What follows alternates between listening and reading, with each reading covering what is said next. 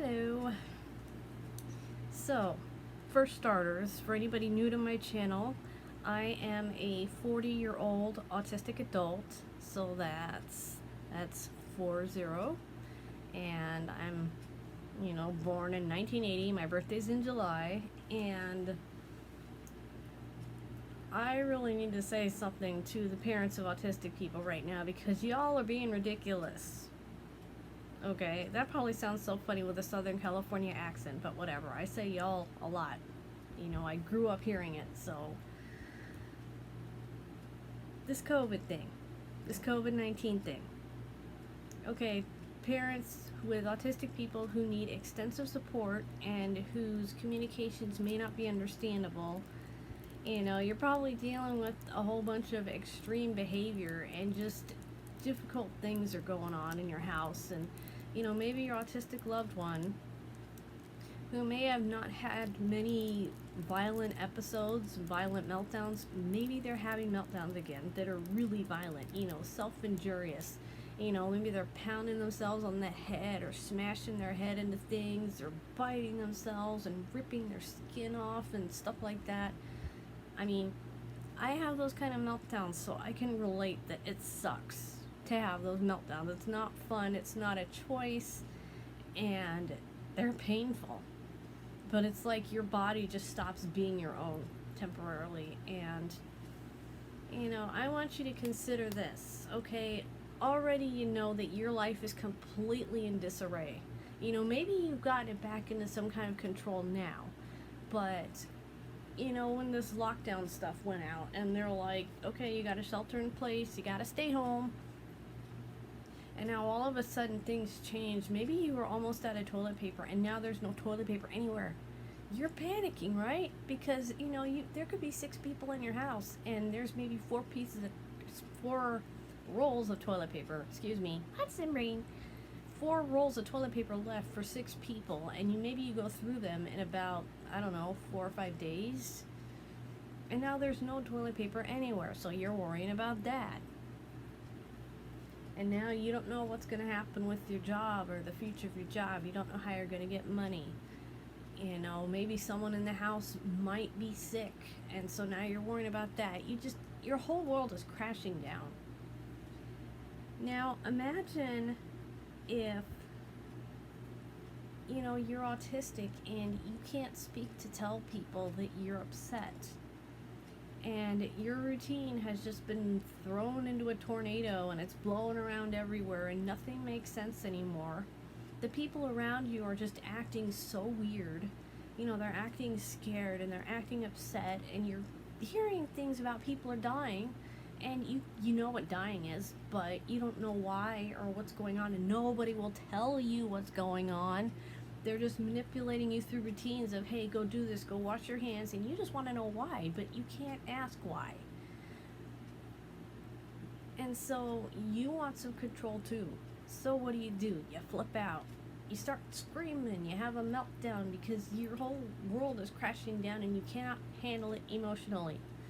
And a meltdown feels like every emotion ever is just exploding out all at once. It is a very deeply emotional experience to have a meltdown, and I'm very experienced in having them because I have them, and mine can be violent, like I said before, and they can be painful, and when it's coming on and it's coming and you can't stop, and it feels like you're gonna die, but then you don't. You feel like you're gonna die, and then you just explode, and just, sometimes your vision gets hazy, and it's like you could count the hairs on everybody's head. It's like you just get so alert, but you're also so foggy and hazy, and just the whole world is crashing in on you, and you just want to fight back. Feels like your bones are trying to come out of your skin, and your skin is squeezing down tighter, and you just can't deal with that, so boom. You just start hitting yourself, you start screaming, you start crying, you run, you flee, there's adrenaline hitting you, and you just feel like you could just run straight up to the moon. You're just so full of adrenaline.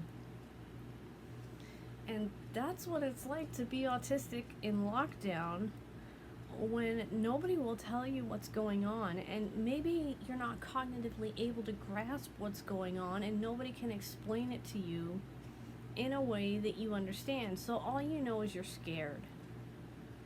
And that's what it's like from the autistic side. And I'm lucky that I can understand what's going on to some extent. You know, I got my own little cognitive hoo-ha thingies that happen that are just a bit weird, but you know, an autistic person with an intellectual disability may not be able to grasp it and understand.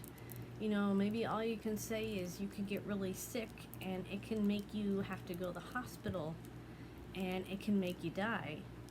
So we have to be careful that you don't get sick. And you know, and then you show them how to wash their hands after, anytime they touch something that's not familiar, they should wash their hands. And you might have them obsessively washing their hands and using up a whole bunch of soap, but I'd rather them be doing it too much than not at all. Because especially if there's someone who they touch their face a lot, you know, they might stim like this. Because one of my stims is to touch my nose, and it's almost like a tick. But I've kind of trained myself to not do it when I'm out in public and I touch something that I don't know what's on it, because you know, I treat anything foreign as if it's contaminated for my own safety and for my mom's safety. But you know, when you're autistic, you know, an autistic person's life is upended and they're feeling all the emotions you do, but their ability to explain that to you just may not be there. They may not have the language skills. If they can talk, they might say stuff that sounds really weird, like I think I'm gonna die, or I'm, you know, this is bad. You know, they might use very simple language, but the thoughts are very complex. You know, you always have to assume that there's more going on than what you see and hear in an autistic person's head. You should always assume that they understand more than you think they do. But, you know, ask them, do you understand what's happening? Because they may be able to say yes or no. They may be able to indicate it. And even if they are non-speaking and they don't even react to your presence at all, you should still sit down next to them and talk to them about COVID. Draw social stories about it if you have to, but please, you gotta remember that life in lockdown, it's hard when you're neurotypical, and it's hard when you're autistic too. Because imagine the grocery store running out of, or just not having, the 3 foods the autistic person in your house will eat. So now they have to choke down something that they may only barely be able to tolerate. So on top of everything else, they're hungry.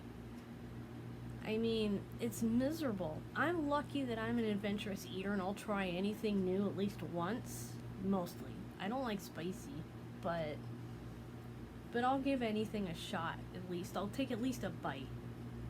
But there are some autistic people that they can't even tolerate something, you know, brand new. They have to be really eased into it. So to just suddenly not have the macaroni and cheese that they've eaten for years, and they have to eat rice instead, that's hard.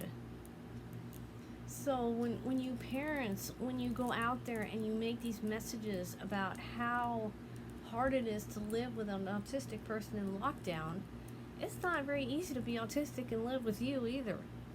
Especially when we're having to hear how much of a burden we are and how worthless our lives are and how you just hate autism so much. Because when you say, I hate my child's autism, you are saying, I hate my child.